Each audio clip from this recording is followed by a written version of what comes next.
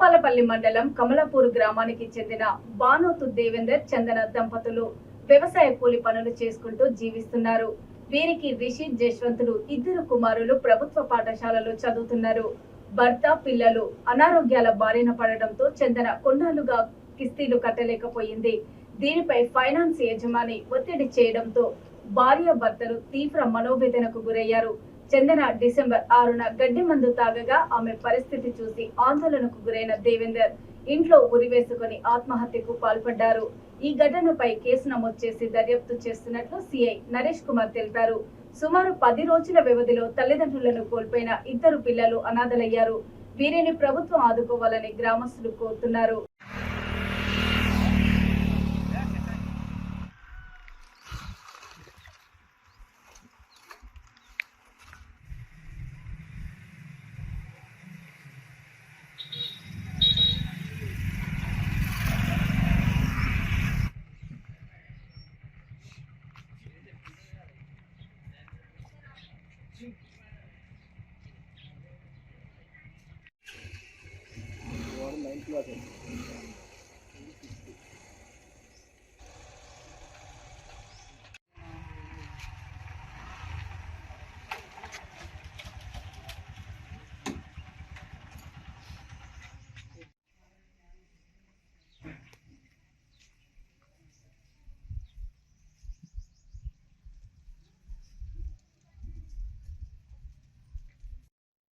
నెలలో 10 రోజుల వ్యవధి కాలంలోనే ఒక కుటుంబం ఫైనాన్స్ వాళ్ళ వేధించబడి చనిపోవడం జరిగింది.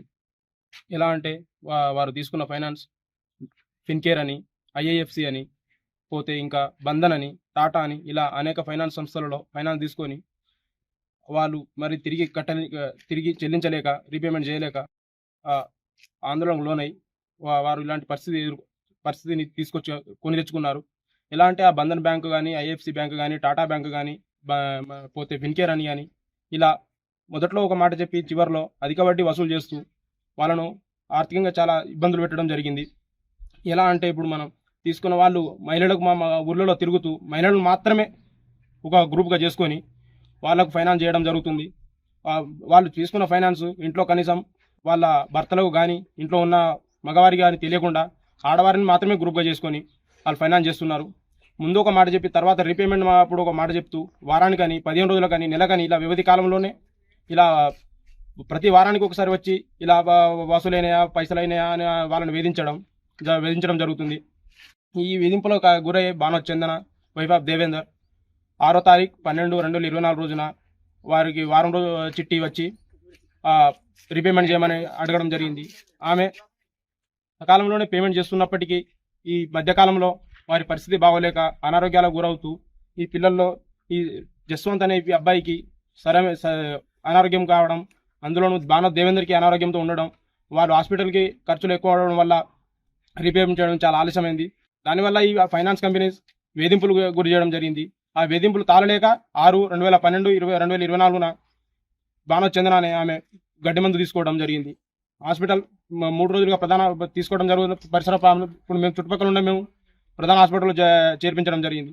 ప్రధాన హాస్పిటల్లో 3 రోజులు చికిత్స నిమిత్తం ఇక్కడ డాక్టర్లు ఆమె బతకదని తేల్చి చెప్పడంతో వేరే దారి లేక, వేరే ఆర్థిక స్తోమత లేక ఎంజిఎంలో చేర్పించడం జరిగింది. ఈ ఎంజిఎంలో కూడా డాక్టర్లు చేతులు ఎత్తేయడం, ఈమె బతకదని సరాసరి బానోతు దేవేందర్ పైన ముఖం మీదే చెప్పడంతో బానోతు దేవేందర్ మనస్తాపానికి లోనై తాగుడుకు బానిసై ఈ నెల 20/12/2024న మధ్యాహ్నానికి బానిసై తాగి ఇంట్లోకి వచ్చి పడుకున్నాడు. తెల్లారి చూసేసరికి అతను కూడా వికతజీవిగా పడి ఉండడం జరిగింది. మరియు ఆమె బానోతు చందన ఆమె నిన్న 31/12/2024న ఆమె కూడా తుది శ్వాస విడవడం జరిగింది. వారికి 2 పిల్లలు. వారికి శిథిలావస్థలో ఉన్న ఇల్లు తప్పితే వేరే చరాస్తులు కానీ స్థిరాస్తులు కానీ ఏమీ లేవు.